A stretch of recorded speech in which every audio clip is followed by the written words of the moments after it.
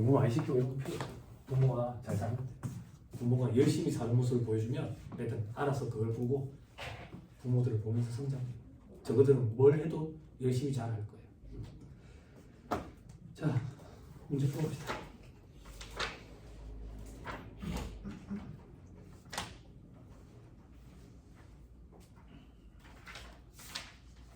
자, 4-9페이지.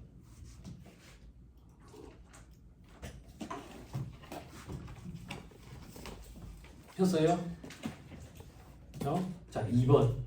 거주자, 비거주자, 납세무에 관한 설명을 옳은 걸 골라라 돼 있죠. 1번이 옳아요. 국내에 거소를 둔 기간이 1과 세기간 동안 183일 이상인 경우에만 국내에 183일 이상 거소를 두고 서럽니다. 맞는 말이에요. 근데 왠지 애만 이라면 수험생들은 왠지 틀렸지 않을까? 이런 느낌을 받는데 완벽하게 하면 그런 느낌이 전혀 없어.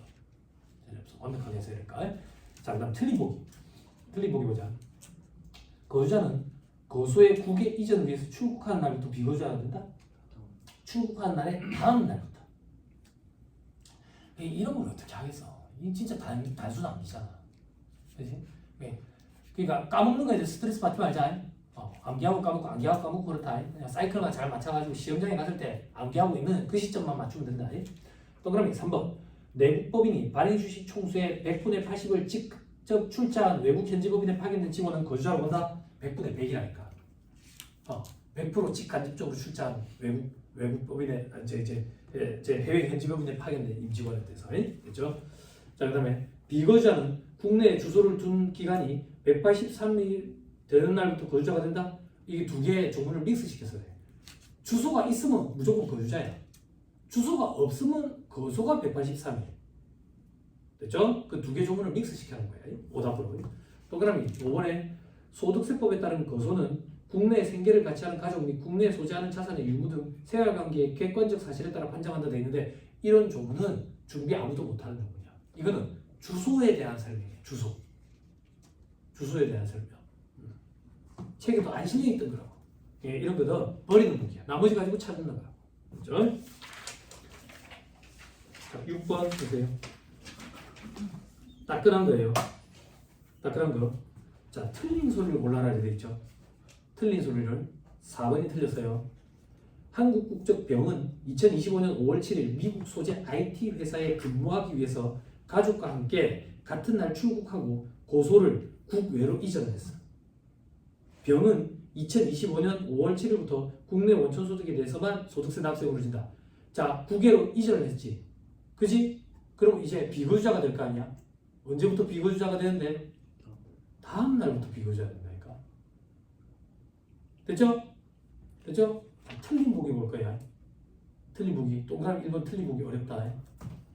미국 국적 야구선수 A는 한국의 프로야구팀과 연봉계약을 하고 2025년 3월 3일 생애 최초로 한국에 입국했다. 봐봐. 직업을 가졌지. 국내에 계속 거주할 거라고 보이는 직업을 가졌으면 거주자로 보지. 그지? A가 프로야구 시즌이 끝난 2025년 10월 1일에 출국해버렸대. 출국. 그런 경우에는 2025년에 국외 원천 소득은 국내에서 지급되거나 국내로 송금된 것에 대해서만 과세된다? 맞는 말이라고. 맞는 말이야. 그럼 수험생들은 뭘 따지냐면 3월 3일부터 9월 30일까지가 183일 이상인데 그럼 거주자니까 전부 다 아니야? 이렇게 생각한다고. 단기 외국인 거주자 특례를 적용받아. 처음 들어왔다 했잖아. 처음 들어왔으니까 들어온 날 그때로부터 10년을 역산해가지고 5년이 안 되면 국내에서 지급되거나 국내로 송금된 것만 우리나라에서 과세한다지. 그 규정을 적용받아. 그래서 맞는 말이야. 됐죠? 자, 동그라미 2번. 한국 국적 갑은 국내에 주소가 있는 유명한 소리. 주소가 있네. 그럼 그 다음 주에 국내외 원천 소득에 대해서 우리나라에서 과세를 한다. 동그라미 3번. 한국 국적 을은 외교부 소속 공무원이다. 공무원. 국내외 원천 소득에 대해서 다 우리나라에서 과세하겠지. 동그라미 5번. 프랑스 국적 B는 교량 설계 용역을 제공하기 위해서 4월 4일 한국에 입국해서 9월 19일 출국을 해버렸어. 한국에 있었던 기간이 183일이 안 돼. 비거주자라고. 됐죠? 그래서 맞는 말. 8번으로 오세요.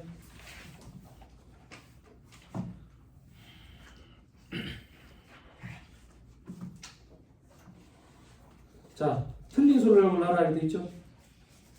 그죠? 자, 5번이 틀렸어요.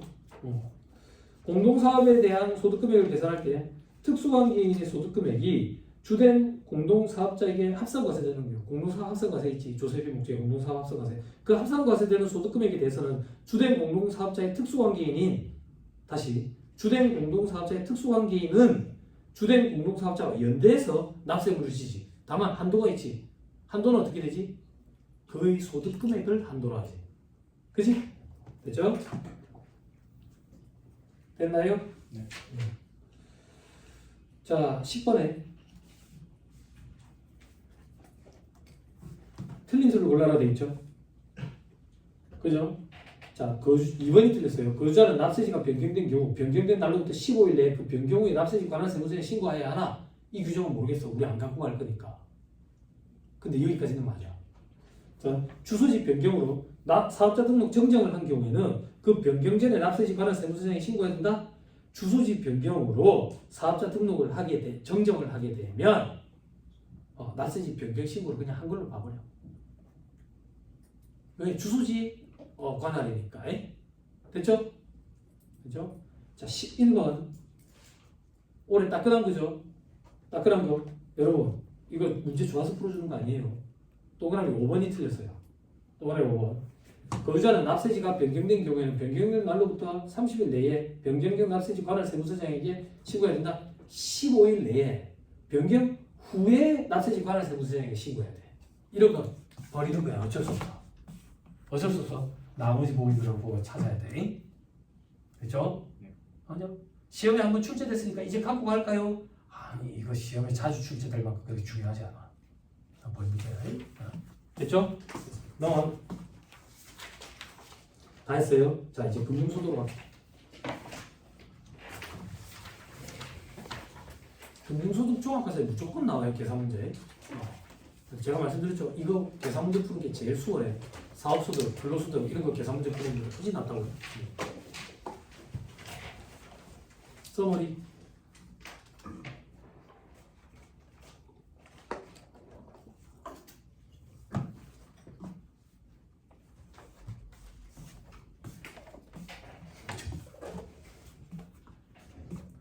주겠지? 그분이 왔네. 니 보니까 눈이 자글자글하네. 그거 왔네. 그거 왔어. 이제 그냥 허리를 고개 딱 써. 시대에 또 감기도 잘 안 되고 이산화탄소 많이 끼려 있으면 또 졸음이 온다고. 응? 배가 불러서 졸음이 온다? 아니, 안 그래. 버티면 돼. 충곤증이 웬 말이야? 안 그래? 충곤증 사치 아니야? 배도 부르고 졸음도 오고 배가 고파 죽겠는데. 그지? 자, 원천징수. 완납적 원천징수의 분리과세, 연합적 원천징수, 종합과세. 아까 다 얘기했던 거. 됐죠? 넘어가면 이자, 배당소득, 금융소득. 이자 소득의 범위 이렇게 많은 범위가 있더라. 그죠? 넘어갑니다. 채권 주권의 매매 차이가 이자 할인할 때 있죠. 채권 주권의 매매 차익은 열거되어 있지 않아서 과세 제외예요. 다만 환매적국부 채권 주권의 매매 차익은 이자 소득으로 과세. 됐나요? 됐어요? 환매적국부 채권뿐만 아니라 증권도 들어가. 자, 채권 주권의 이자 할인액, 그죠? 발행자가 누군지 상관없어. 이자와 할인액은 다 이자 소득으로 과세돼. 자, 할인액을 과세하지 않는 경우 국채 등을 공개 시장에서 통합 발행하는 경우, 이거 구체적으로 들어가면 한도 끝도 없다고. 그냥 이 정도만. 국채 등을 공개 시장에서 통합 발행하면 과세를 안 하는구나. 됐죠? 그게 어디 있는데 별표시 3번에 시험에 한번 등장한 적이 있었어.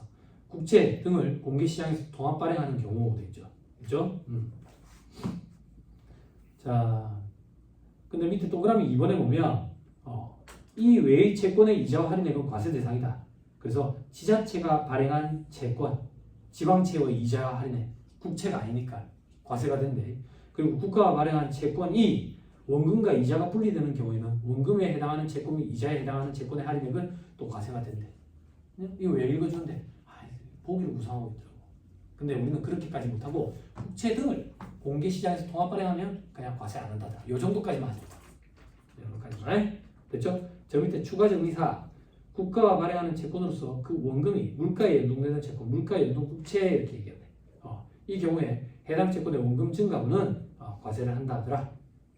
됐죠? 그게 방금 동그라미 2번에 동그라미 니은 요거랑 거의 유사하다 이렇게 생각하면 된다. 됐죠? 다음 페이지 보험 차익. 자, 법인세법 순자산 증가세를 입각해 있으니까 과세한다. 소득세법은 보험 차익은 보장성 보험은 과세 제외다. 보장성 보험. 그죠? 다만 재보험 중에 사업용 자산의 소실로 인한 보장성 보험의 보험 차익은 사업소득 총수익 금액에 산입한다라는 명문화된 규정이 있다 했다. 기억나죠? 그리고 저축성 보험은 10년 이상 장기 저축성 보험의 보험 차익은 과세 제외. 그죠? 요렇게만 우리 기억하기로 했지. 인당 연간 불이익 금액이 1억 원이하고 월 적립식이 55세 이후부터 받고 이거 우리 못한다 했잖아. 그지? 그래서 이렇게 그냥 하기로 우리끼리 약속을 했지. 밑에 개정안이 돼 있는데 보험계약과 관련된 건데 보지 마세요. 자, 다음 페이지 저축성 보험의 보험 차익 과세 구분 돼 있죠. 그죠? 우리는 이렇게 기억하기로 했다. 계약 기간이 10년 이상인 장기 저축성 보험의 보험 차익은 과세 제외. 나머지는 과세를 한다. 어떻게? 이자 소득으로 과세한다. 그때 이자 소득으로 과세하는 금액은 어떻게 되는데? 다음 페이지 과세 방법. 만기 중도 해지로 인한 보험금에서 납입 보험료 빼는 것이. 됐죠? 자, 밑에 수입 시기는 보험금 환급금의 지급일. 그 전에 해지하면 해지일. 다음 페이지 직장 공제 초과 발행금. 직장 공제 초과 발행금은 뭘 암기하기로 했지? 무조건 분리과세다. 우리 1차 시험에서는 종합과세되는 금융소득을 계산하시오. 금융소득 금액을 계산하시오. 그럼 분리과세니까 종합과세되는 게 아니니까 배제시키면 돼. 배제시키면 됐죠? 1차 시험에서는 그렇게만 준비하면 된다. 다만 1999년 1월 1일 이후부터 이자소득을 과세하는데 무조건 분리과세로 끝낸다. 밑에 보니까 산출세 계산할 때 연으로 나누고 연으로 곱하는 연분 연속법 이런 게 있는데 2차 시험 때 준비하면 된다. 다음 대금의 이익의 과세 방법. 대금의 이익은 그걸 업으로 쓰니까 사업소득 과세한다. 비영업 대금의 이익은 이자소로 과세한다. 원시세율 25%고 P2P인 경우에는 14%고 그리고 파산 등으로 일부 회수 불가할 때는 원금부터 회수한 걸로 본다. 이거 시험에 꼭 나온다. 그리고 수입 시기는 약정에 의한 지급일과 이자 지급일 중 빠른 날. 됐죠? 넘어갑니다. 다음 페이지 메뉴 별표시 4번 방금 얘기했어요. 회수할 수 없는 경우에는 회수한 금액에서 원금을 먼저 차감한다. 즉 원금부터 회수한 걸로 본다. 시험에 꼭 나와 이거는. 됐죠? 자, 나머지 볼 필요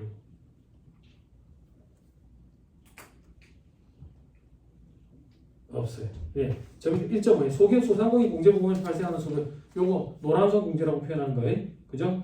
사업 소득 금액에서 공제한다. 소득 공제로.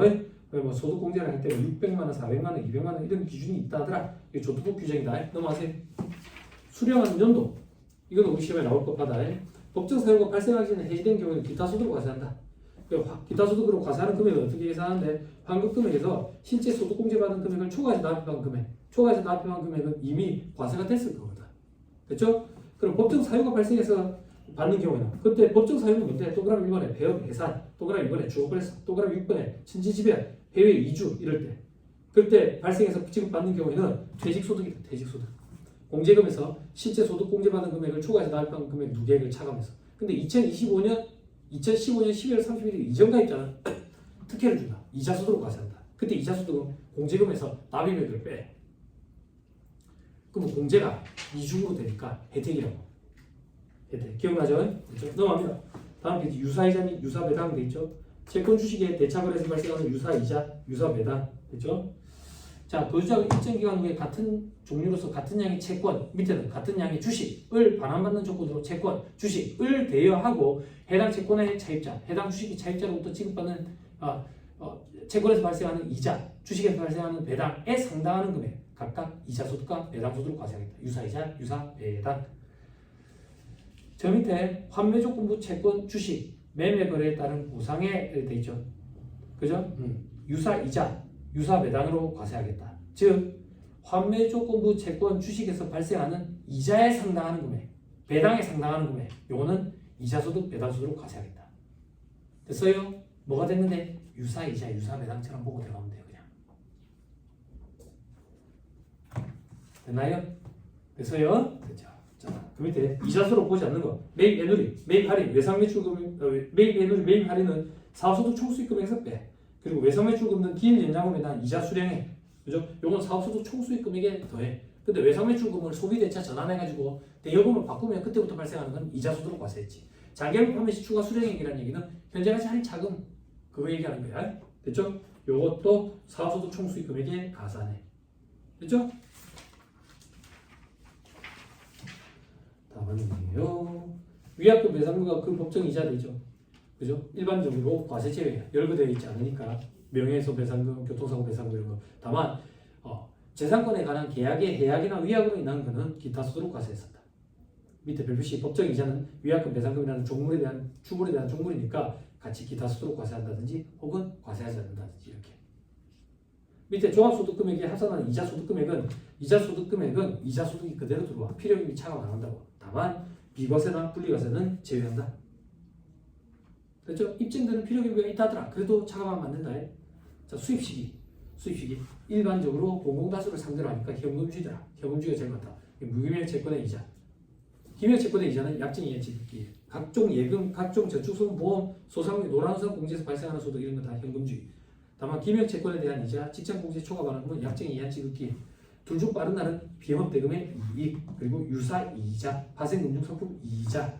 채권의 환매조건 매매 차익은 환매수도일, 실제 환매수도일 중 빠른 날. 특례, 채권 등 보유기간 이자는 중도 매도했을 때 매도일. 그게 아니면 이자 지급일. 이자 지급을 매년 하는 게 아니라 2년 뒤에 한 번 한다. 그때 다 귀속된다 그 얘기야. 발생주에 따라서 왜 귀속분을 구분하면 안 돼? 나누면 안 돼. 기억나죠? 그죠? 다 봤습니다. 그게 다음 페이지는 2차 시험용이었고 이것도 봤어요. 2-25페이지 배당소득. 자, 배당소득은 다음 소득을 한다. 일반 배당부터 쫙 이렇게 돼 있죠. 그죠? 밑에 별표식 1에 요거 한번 볼까? 상법에 따라 자본준비금을 감액해서 받은 배당은 배당소득에 포함하지 아니한다.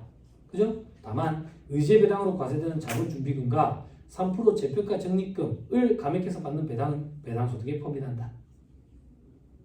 됐나요? 법인세법과 동일하다고. 됐죠? 다만 수익배당, 입금사 이런 거 안 했었죠. 기억나죠? 감액해서 받는 거. 자, 위로 다시 올라가서 개정 신설되어 있는 거 7월 1일부터 시행이지만 종합투자자금 아까 얘기했던 거예요. 분배받으니까 배당소득일 거야. 그죠? 아니 그냥 이리 생각하면 돼. 그냥 미술품인데 죽어버렸어. 원작자가 미술품이 한 2억 한다고. 우리가 뿜빠이 해가지고 그걸 같이 사는 거야. 거기서 나중에 분배금이 나오고 그런 거 얘기한다 이렇게 생각하면 돼. 그럼 결론적으로 우리는 돈을 같이 모아서 사가지고 돈을 같이 모아가지고 투자를 해가지고 분배받는 거지. 집합투자증권의 이익으로 생각하면 돼. 펀드처럼 생각하면 된다고. 됐어요? 네. 됐죠? 오케이. 자, 넘어갑니다.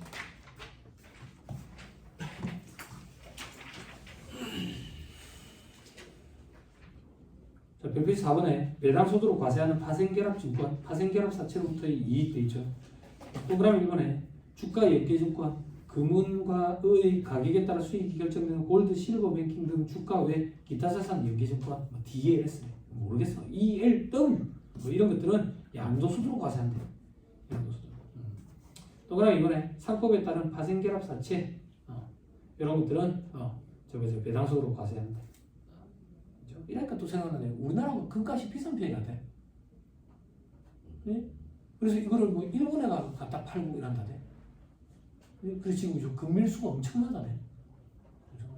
그건 또 왜 그런지 모르겠네. 한 번에 50만 원도 넘어갔죠. 58만 원. 56만 원 정도. 와, 너무 옛날 얘기지만 예전에 42,000원, 38,000원. 10배가 웬 말이고. 와, 엄청나다. 자, 2-27페이지. 그 이빨 자고 있을 때 뽀가 버린다고 조심해야 되니까. 입 벌리고 자면 안 돼. 자, 의제배당도 있죠. 그죠? 이거 누가 질문했었어? 이거 질문했었지? 그죠? 형님 잘 들어요. 우리 약속했다고. 어떤 약속? 소득세법상 의제배당은 1차 시험 목적으로는 법인세법상 의제배당과 동일하다. 이렇게. 동일하다. 차이점이 있지만 그 차이점은 2차 시험 때 준비하자. 그지? 왜? 1차 시험에 계산 문제 의제배당 무조건 법인세법에서 등장해요. 근데 이 차이를 어죽뛰게 공부해가 법인세법이 흔들리면 전 세계 최악이야.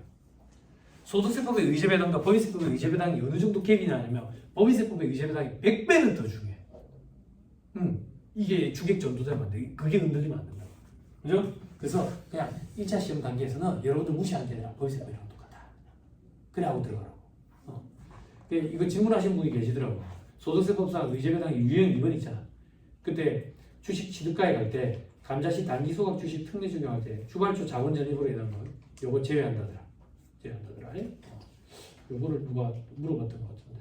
아무튼 위로 올라가서 또 차이점이 취득가액이 불분명하면 저기 액면가액을 그냥 취득가액을 해주는 이런 특례 규정도 있어. 특례 규정도 있고 동그라미 2번 개정된 거 이거 뭐냐면 스탁옵션 행사할 때 스탁옵션 행사 당시에 시가를 그냥 취득가액으로 해줄 수도 있어. 그러면 이제 의제배당으로 과세되는 금액이 줄어들지.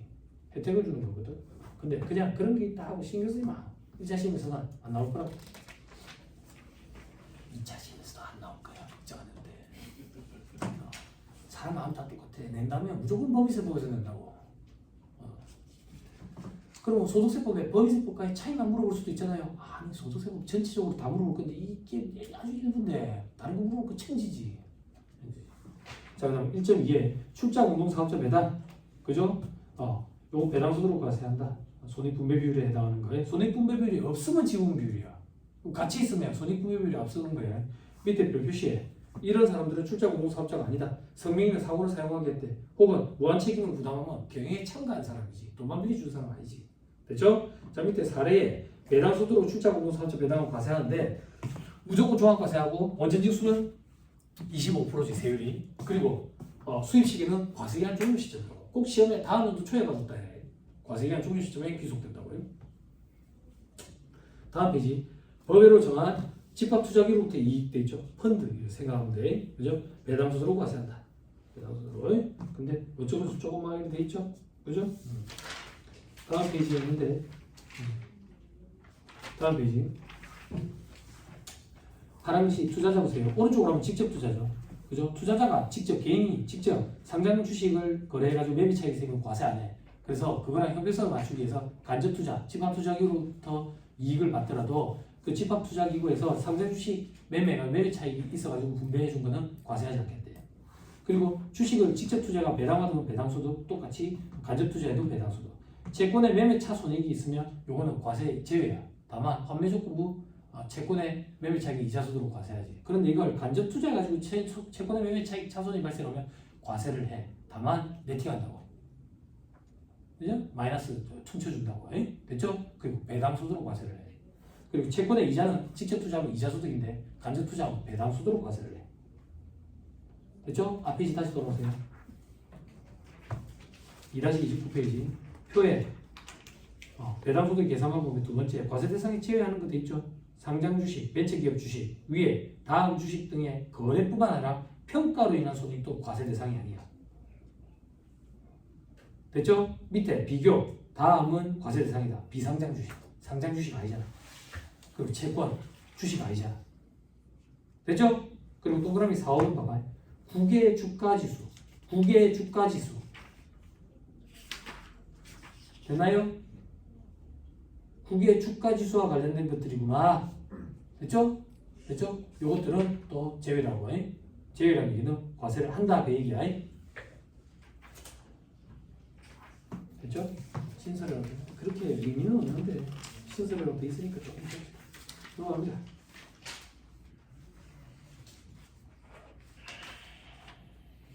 (2-32페이지) 종합소득금액이 합산하는 배당소득금액 계산돼 있죠. 그로스업도 하죠. 그로스업 이제 10%죠, 그죠?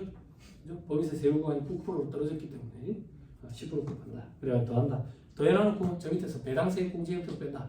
근데 우리 시험에서는 더하는 것까지만 일반적으로 많이 물어본다. 2차 시험에서, 그죠? 그래서 빼는 그 구조를 알고 있어야 돼. 그럼 이제 외국납부 세액공제처럼 더했다가 뺐다가 해야 돼. 이중과세 조정해주는 거지. 그죠? 자, 2-33페이지 그로스업 적용 안 하는 게 있다. 1차 시험에서는 요걸 건드린다 했다. 요건에 충족하지 못하는 거. 요건 1. 내국법인이 아닌 경우. 그리고 이중과세 문제가 없냐? 있지만 다른 규정으로 조정해준다. 외국법인으로부터 받은 배당. 그리고 출자공동사업자 배당. 됐죠? 그리고 밑에 법인세가 과세된 걸 제외를 해야 된다. 그래서 집합투자기부터 2. 그리고 동그라미 4번에 동그라미 기업. 입금 불산입 항목 자본 전입에 의한 무상주라도 의제 변경으로는 특례 두 가지 있었죠. 그죠? 어떤 거? 자기 소가격 자본 전입. 그죠? 감소차익이잖아. 의제 배당은 과세하지 않지. 다만 2년 내 자본 전입이냐? 전입 당시 시가가 취득가액을 초과해야 되냐? 의제 배당은 과세하죠. 과세해야 돼. 그죠? 그로스오버는 안 한다고. 됐죠? 그리고 동그라미 B에 자기 주식을 보유한 상태에서 실질적으로 지분 비율이 증가했죠. 그죠? 실권시키거나 아니면 재배정해가지고 부가 이전 내부를 봐도 의제 배당은 과세됐죠. 그렇지만 이주과세 문제는 조정은 안 한다. 그리고 동그라미 니은에 1% 재평가세율이 적용되는 토지 재평가 차액 자본 전입으로 인한 무상주 의제 배당. 의제 배당은 과세하죠. 그죠? 그죠? 이제 1% 세율로 했기 때문에 입금을 본다 했죠. 그죠? 그렇지만 그로서는 안 한다고. 그죠? 이게 독특한 거였죠. 그죠? 또 그럼 D는 자산 재평가법을 위반해서 3% 재평가세율이 적용된 재평가 전입을 감액해서 받는 데다 이주과세 조정 안 한댔다고 해. 그죠? 감액이라는 표현 기억에 든다고 해.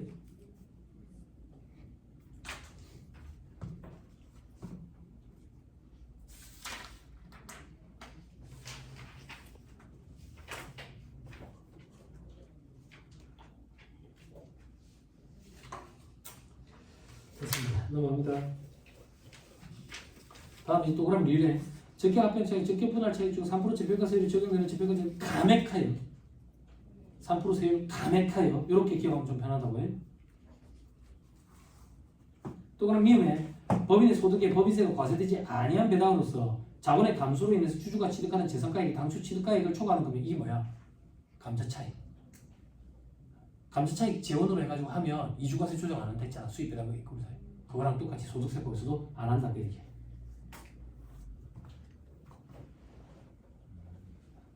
됐죠? 옆에 보니까 4-63번이라고 엮어놨죠? 그죠? 이거 여러분들 엮어서 보세요. 네? 자, 그 다음 동그라미 5번에 다음에 법인으로부터 받는 배당 각종 페이퍼 컴퍼니로부터 받는 거 됐죠? 거기에 프로젝트 투자, 금융 투자회사도 들어갔고 내국 법인으로 보는 신탁재산도 있어. 법인과세 신탁재산.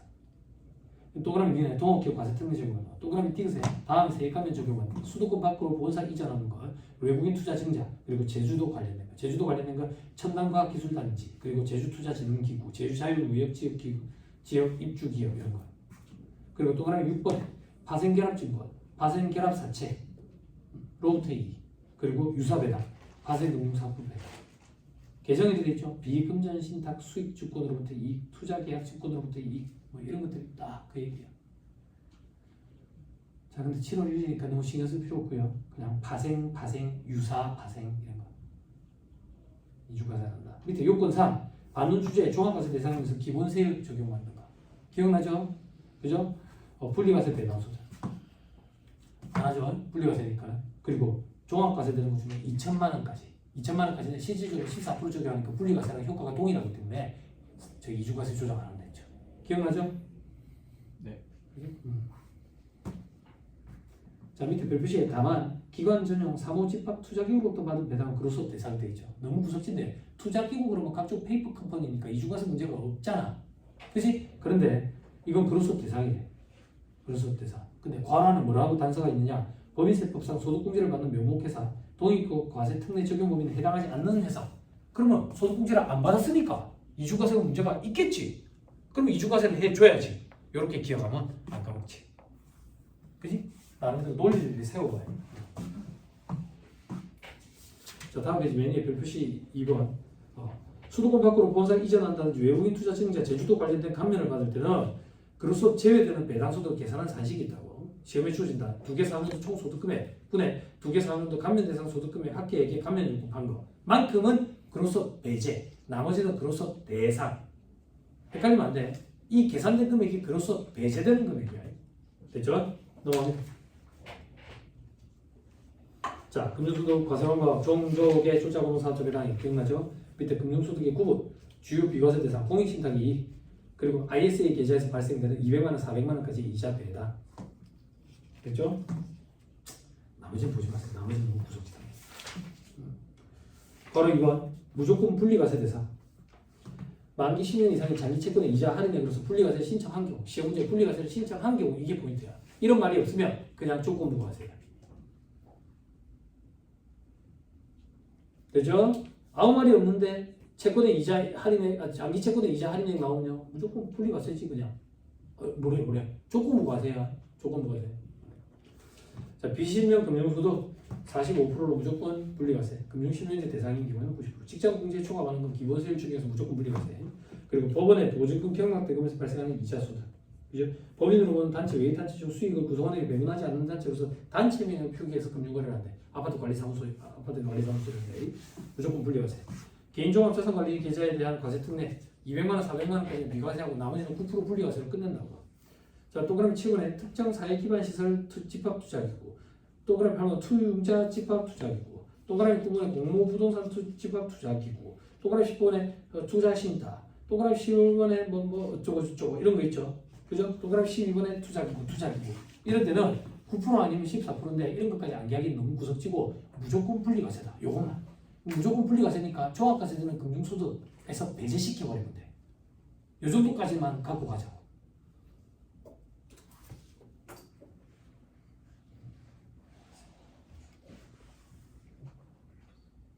됐어요? 동그라미 11번에 보니까 뭐 전용 계좌를 이용해가지고 이렇게 돼 있는데 계정은 돼 있는데 이런 것도 너무 무섭잖아. 그냥 각종 집합, 각종 투자 기구를 통해 가지고 받은 거에 대해서는 9%든 14%든 상관없이 무조건 분리과세다라. 직장 공제에 초과하는 겁니다. 그렇게 기억하고 들어가자. 됐죠? 됐습니다. 그 정도 보시면 되겠습니까? 넘어가시고 바로 3번 무조건 종합과세 대상. 국내 금융소득이든 국외 금융소득이든 상관없어. 원천지수가 안 됐으면 무조건 종합과세 해야 돼. 그렇죠? 근데 국외 금융소득에 대해서 국내에서 지급을 대리하는 데가 원천지수를 했대. 그럼 조건부 과세고 원천지수 한 거는 기납부세 형태로 빼는 거지. 원천지수로 국내에서 안 했으면 무조건 종합과세고 그리고 나중에 원천지수 한금에 국외에서 한 게 있으면 외국납부 세액공제로 이중과세를 조정해 주는 거지. 자, 다음 페이지 출자공공사업자 배당은 2천만 원 초과 여부 판단할 때 고려하지 않고 그리고 조건부 과세 대상 나머지는 다 원천지수세율 14%. 비용 대금의 이익만 25%. 그렇죠? 그리고 2천만 원까지 14% 적용한다. 그 2천만 원 금융소득 구성 순서는 이자소득이 제일 먼저 구성되고 그로서 배제되는 게 구성이 되고 나머지가 그로서 대상이다. 다음 페이지 세부사항 볼 필요 없고요. 넘어가세요. 2-45페이지에 사술세 금융소득 2천만 원 초과하는 거 다 했죠. 다음 페이지 외국납부 세액공제 구간에 배당 세액공제에서 그로서 금액과 산출세액에서 비교세액 차감한 둘 중에 작은 거를 배당 세액공제 금액으로 차감한다. 다 했다.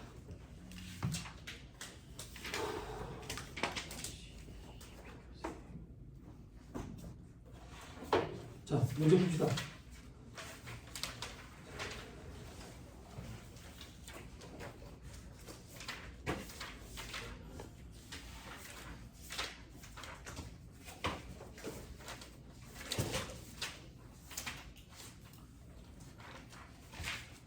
(4-30) 페이지.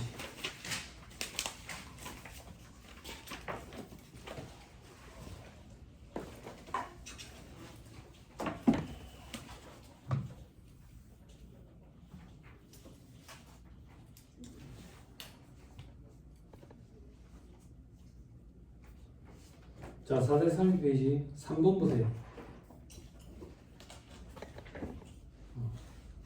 2번 잠깐 보세요. 이자소득에 포함하지 않는 것도 있죠. 4번이 정답이거든. 국채를 공개시장에서 통합 발행하는 경우 매각가액과 액면가액까지 차이돼 있죠. 그죠? 요거는 아까 국채를 공개시장에서 통합 발행하는 경우 요 포인트로 기억하기로 했죠. 그죠? 과세제가. 그 밑에 3번에 옳은 걸 골라라. 3번이 와요. 법인으로 보는 단체로부터 받는 배당금 또는 분배금은 그로서 대상이며 조건부 종합과세 대상이다. 당연하지. 원리 원칙을 얘기했네. 틀린 보기 보자. 동그라미 1번. 채권을 중도에 매매한 경우에 발생하는 매매 차익은 이자소득을 보면 채권 매매 차익은 과세제외라니까. 열거되어 있잖아. 매매 차손은 이자소득에서 차감한다. 아니 과세제외라니까. 과세제외라는 얘기는 이자도 아니 플러스도 과세 안 하고 마이너스도 과세 안 하고 반영 안 하고요. 동그라미 2번.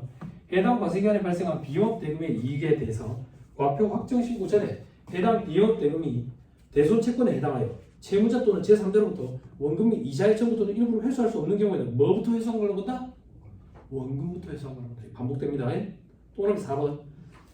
실질 명의가 확인되지 아니하는 이자 및 배당 소득에 대한 원천지수 세율은 45%. 금융실명제 대상인 경우는 90%를 적용하며 해당 금융소득은 무조건 분리과세로 끝내지. 세부세율을 해가지고. 자, 또 그러면 5번. 공동사업에서 발생한 소득금액 중 출자 공동사업자 손익분배 비율에 해당하는 금액의 수입 시기는 4년도 종료 시점이 된다고.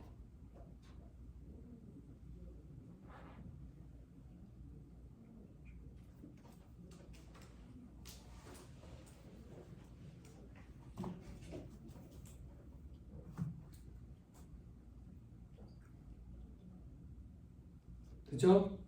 자, 4번에 옳은 걸 고르라고 되어 있죠. 4번이 옳거든. 법인으로 보는 단체 외의 법인 아닌 단체로서 수익을 구성원에게 분배하지 아니하는 단체가 단체 명을 풀기 위해서 금융회사와 금융거래를 하는 아파트 관리사무소. 무조건 풀이가 산됐죠. 자, 또 하나 2번 보기 봐봐. 내국 법인으로 보는 신탁재산이 법인과세 신탁재산으로부터 받는 배당금은 그로서 대상이 아니야. 그지? 됐죠? 자, 5번 딱 끝난 거야. 틀린 소리를 골라라. 1번이 틀렸어요. 잉여금 처분에 의한 배당은 잉여금 처분 결의일이야. 됐죠? 자, 7번. 좋은 문제는 7번이 좋은 문제예요. 거주자가 자기 주식을 보유하지 아니한 법인으로부터 무상주를 받는 경우 배당 소득에 해당하지만 즉 입금에 해당하는 거야. 근데 배당 소득이 종합과세됐더라도 그로서 대상은 아니래. 그럼 입금 항목이라서 배당 소득으로 과세가 됐는데 그로서를 안 하는 걸 물어본다고요. 안 하는 거예요? 응? 자, 밑에 동그라미 1번. 이익준비금을 자본은 전입함에 따라 무상주를 받았대. 이익준비금은 입금이고 무상주 받은 건 의제배당으로 과세되고 그로서 대상. 동그라미 2번. 보통주 주발초를 자본에 전입함에 따라 무상주를 받았대. 주발초는 입금 불산의 항목이고 의제배당이 아니야.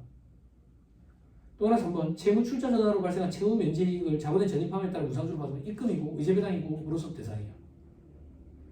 소각 당시 시가가 취득가액을 초과하지 않는 자기주식 소각 이익을 소각일로부터 2년이 지난 후에 자본 전입한대. 의제배당 아니야.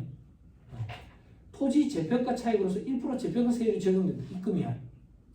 이걸 자본 전입함에 따라 무상주를 받는데 의제배당이야. 그렇지만 그로서는 안 한다 했어. 됐죠? 그죠? 요게 독특한 거지.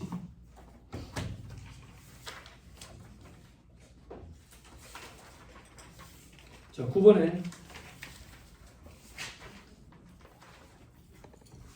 다음은 거주자 갑의 금융소득 자료이다. 귀속 금융소득 합계액이 얼마냐? 바로 1번 2025년 12월 20일에 중도 해지를 하고 2026년 1월 3일에 실제로 수령한 보험기간이 5년인 저축성보험의 보험차익. 저축성보험의 보험차익 과세를 해야지. 왜? 10년 이상이 장기 저축성보험의 보험차익이 아니네. 2차 소득으로 과세된다고. 근데 2015년 거냐 2026년 거냐 이거야. 언제 거냐고? 해지일이 속하는 과세기간에 기속된다. 올해 거야. 400 집어넣어야지. 자, 바로 이번에 이자 지급 약정일은 2024년인데 2025년에 실제로 수령한 비영업대 금액이야. 언제 기속돼? 24년에 기속되지. 빠른 날이니까. 이자 지급 약정일은 2024년인데 2025년에 실제로 수령한 김영식 회사채 이자야. 김영은 약정이야 지급기니까 2024년에 기속돼. 2022년 초에 거래처에 1억 원을 6% 이자율로 빌려둔 뒤에 2025년 1월부터 3월까지 발생한 이자 1,350만 원을 수령했는데 거래처가 4월 파산해가지고 원금을 회수할 수 없게 됐대. 원금이 얼만데? 원금이 얼만데? 1억이잖아. 이자 얼마 받았는데? 이걸 전부 다 원금 회수액으로 보지. 이자는 없다고. 원금부터 회수한 걸로 본다. 됐죠? 자, 바로 5번. 비상장법인인 주식회사 A가 2024년부터 2024년 말까지 기간 중에 갑에게 배당으로 처분한 800만 원. 배당으로 처분한? 인정 배당을 얘기하는 거예요.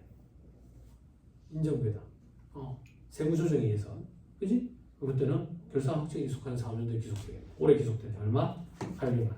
됐죠? 요 정도 하시죠. 요 정도 하시고 다음 시간에 오시면 종족의 출자공동사업자 배당이 금융소득 종합과세 배당 금액 주구장창 계산하고 그리고 순서대로 사업소득부터 나올 거예요. 그리고 이제 2주 남았거든요. 다음 시간에 오시면 법인세법 모의고사 볼 거예요. 그리고 공백 없이 그 다음 주 되면 소득세법 모의고사 바로 볼게요. 마지막 주에 그 못 취하겠어요. 그죠? 그렇게 강의하도록 하겠습니다. 여러분들은 고생 많았습니다. 수고하셨습니다. 수고하셨습니다.